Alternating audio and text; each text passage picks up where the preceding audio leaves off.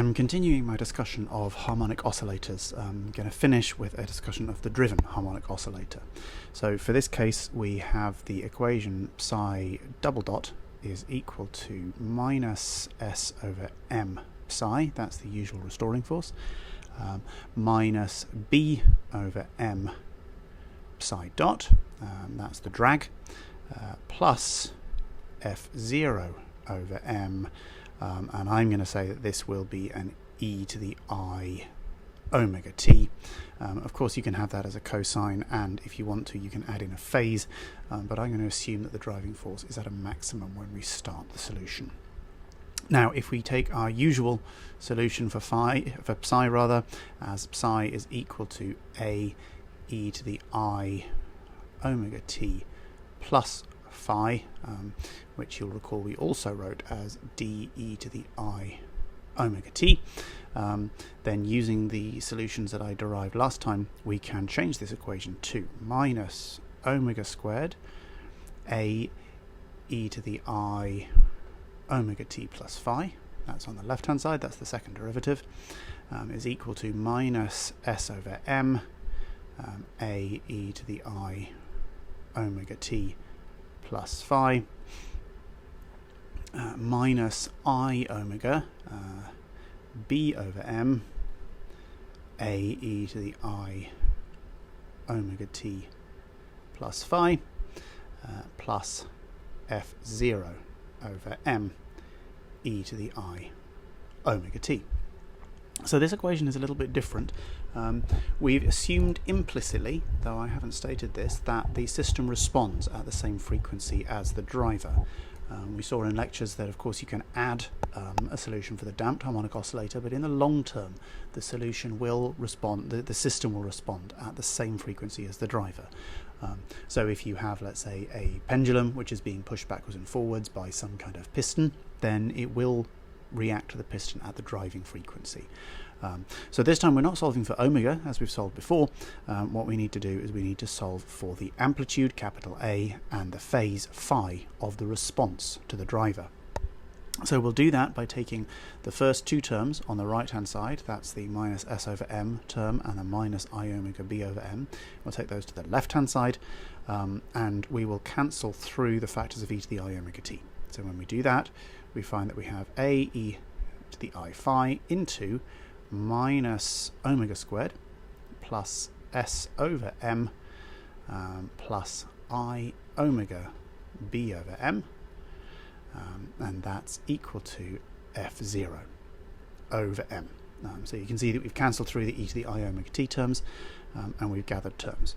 Now remember that s over m is defined as being equal to omega naught squared, that's the frequency of the response of the system, and so when we do that we find that a e to the I phi is equal to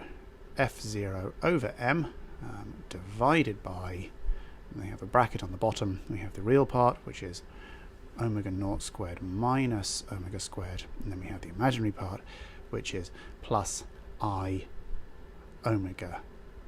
b over m. We could, if we wanted to, leave that. So that's a complex number, and it describes the response of the system. But what we really tend to do is we want to know what the magnitude is, so we want to know the magnitude of a squared. Given that a itself we are assuming is real and all of the complexity, all of the imaginary parts are in the e to the I phi, then we can just write that's equal to a squared, and that's equal to, well, we find this by taking by multiplying f0 over m divided by the bottom by its complex conjugate, and when we do that we find that we get f0 over m all squared on the top, and then on the bottom we have omega naught squared minus omega squared, that's all squared, and we get a plus omega squared b squared over m squared, and of course this term, the b squared over m squared, is just a 4 gamma squared as we normally define gamma.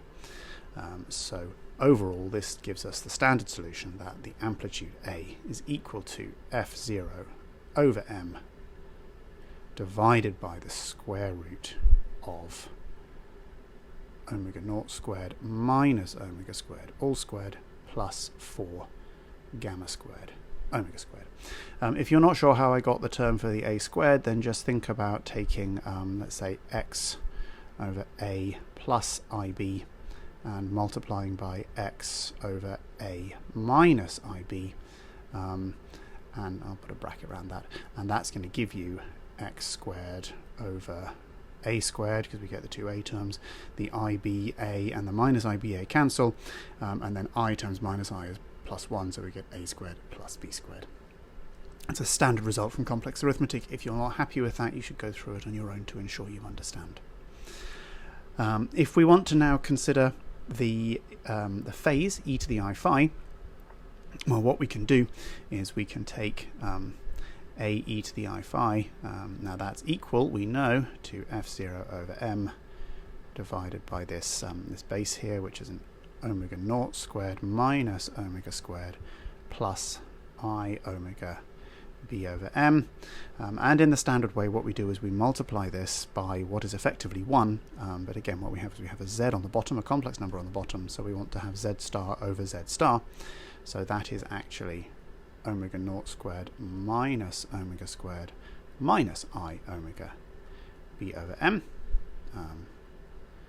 I'm going to have the same thing on the bottom, omega naught squared minus omega squared minus I omega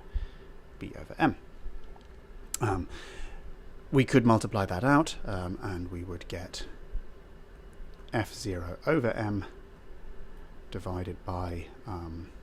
omega naught squared minus omega squared all squared plus 4 gamma squared omega squared, and then we would multiply that into omega naught squared minus omega squared minus I omega b over m. And then to find the magnitude of e to the I phi, we just use again a standard result from complex arithmetic, and we find that tan phi is minus 2 gamma omega divided by omega naught squared minus omega squared. And so what we've done there is we've used the result that if a e to the I phi is equal to, let's say, x plus iy, then that implies that you have a cos phi plus I sin phi is equal to x plus iy, and therefore tan phi is y over x. And what we've done here in order to get rid of the complex number on the bottom is simply multiply by z star over z star.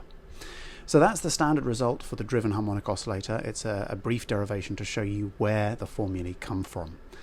If we think about the physical implications, let's just remember that psi is the displacement of the oscillator. So it's, let's say, the angle of a pendulum, or the distance that a mass on a spring has moved away from its equilibrium position. It could be the distance an atom has moved away from its equilibrium position, anything like that. And so we see that it responds at the frequency of the driving oscillator, of the driving force, that is. If we put in a different frequency, so in our original statement, if we had said psi was a e to the I omega prime t, we would have found that extremely difficult to solve. So that's why we assume that the system is responding at the frequency of the driver. And so what we've seen is that you then solve for the amplitude and the phase. The amplitude, if you look carefully at that, is going to have a maximum when omega naught squared is equal to omega squared. In other words, when we're driving the system at its resonant frequency, and at that point the response of the system will be dominated by gamma, the drag term. The phase of the system, that varies, and again, if you are at the resonant frequency, then you will be responding in phase to the driver, and it will change depending on how you move away.